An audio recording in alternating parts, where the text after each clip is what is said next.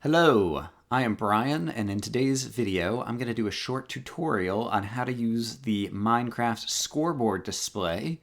I'm currently running a clip from my current Let's Play in Minecraft that's a type of CTM map, Complete the Monument.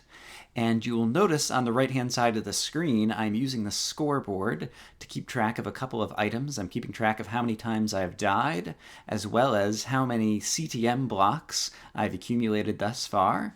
And so in this video tutorial, I'm going to show you how to set up the scoreboard like that, and a little bit more. It's not going to be a complete tutorial about everything in the scoreboard, but it'll give you the basics, and you can always check the wiki to learn more. So let's get started.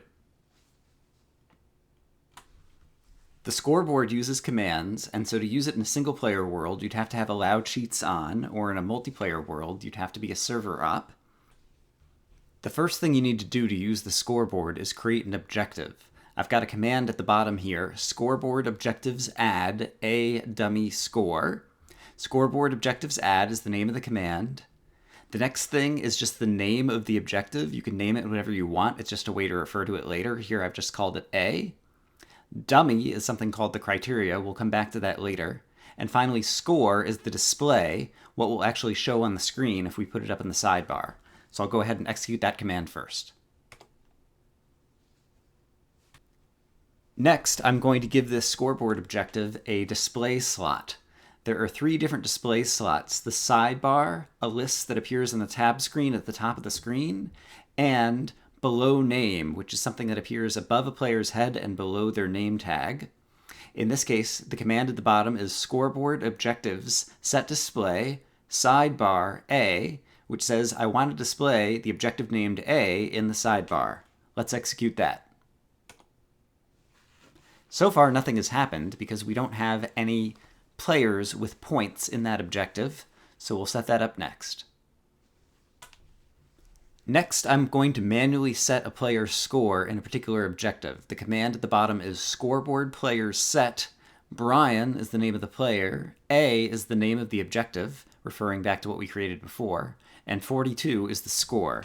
And so if I execute that, now we see the score appears in the sidebar on the right-hand side of the screen over here. And it shows Brian with a score of 42.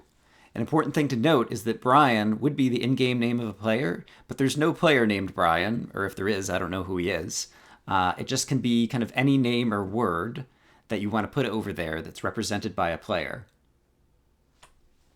If I want to add another score for a different player, or basically another word to list on the scoreboard, I can do that with just another scoreboard player set command. So here I'm giving another player a score, and when I execute it, that appears on the scoreboard as well. Suppose I want to add color to the player names of the words that are on the scoreboard. That's possible to do, although you do it in a somewhat roundabout fashion.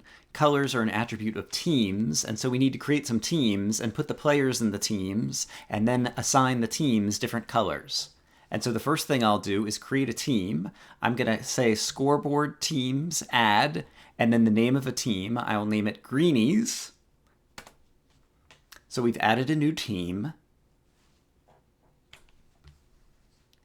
Next, I need to assign that team an actual color, and so we do that with this command, scoreboard teams option, the name of a team, Greenies. Color is the particular option we're trying to set, and in this case, green is the color that I'm going to set for that team. So now Greenies is going to show up in green. So now all we need to do is put a player on a team to make their name turn green. We can have players join a team with this command, scoreboard teams join, the name of a team, in this case Greenies, and then the name of some players. In this case, I'll just put Etho there.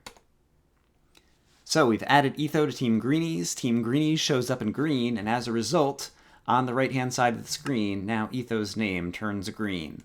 And similarly, I could add myself to another team called Red and set their color to red in order to have my name show up in red.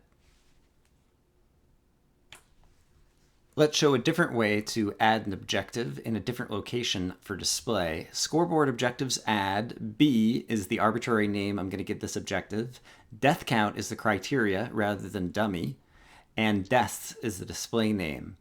So in the case of the criteria, Dummy is one that you just set by yourself, and so I just manually set scores for these. There are other criteria like death count that automatically just track information about players. Let's say I want to have this objective be displayed on the tab screen. Scoreboard objectives, set display, list, which is the tab list on the top of the screen. B is the name of the objective I just created.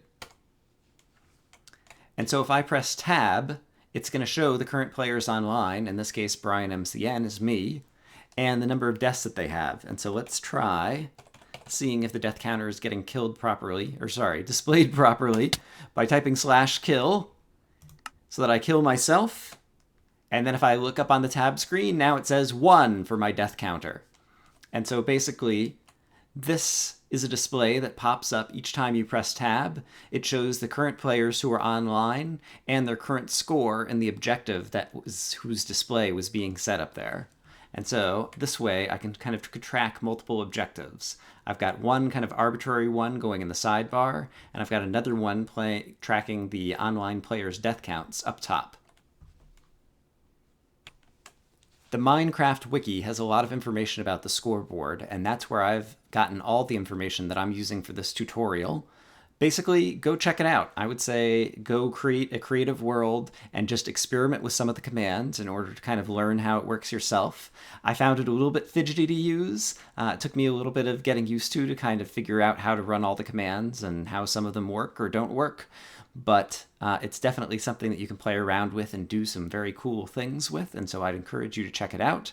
Like I said, this isn't going to be like a full tutorial that explains everything, but hopefully this is enough information to get you jump started and create your own scoreboards for doing cool things in your own Let's Plays or PvP maps or whatever it is you want to do. So in any case, this is Brian signing off. I hope you guys are having a great day, and I will see you again soon. Bye-bye.